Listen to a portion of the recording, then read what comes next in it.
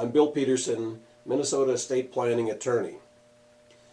Before James died without a will, with an estate valued at about $12 million, he had designated his teenage goddaughter Jessica as the beneficiary on two payable on death accounts, which are also called PODs, which were worth almost $4 million at the time of his death.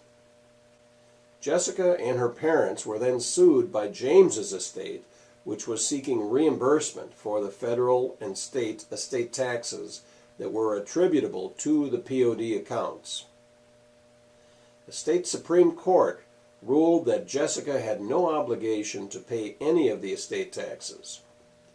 The starting point for the analysis was the general rule that the probate estate pays such federal estate taxes as may be generated by non-probate assets, such as life insurance proceeds, jointly held property, and POD accounts. An exception to this rule exists for transfers by the decedent during his or her lifetime with a retained life estate. But Jessica's case did not come within that exception. A POD account transfers no property to the recipient during the decedent's lifetime, since the depositor remains free to make changes in the account or even to close it at any time before his or her death. The result was the same for the claim based on state estate taxes. A final argument directed at both Jessica and her parents on a contractual theory also failed. Jessica's parents had signed a two-sentence agreement with the estate to retain 50% of all sums payable on the POD accounts for the purpose of paying required estate taxes.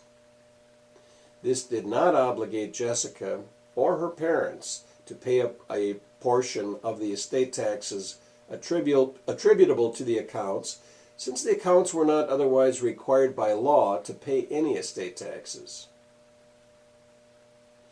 In short, there were no required estate taxes as referred to in the agreement. Not only that, but Jessica, the only named recipient for the accounts, did not sign the agreement and was not a party to it.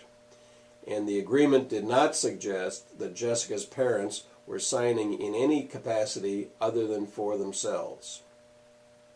There are many important cases that are coming down from our courts at this time. I'm Bill Peterson, Minnesota estate planning attorney.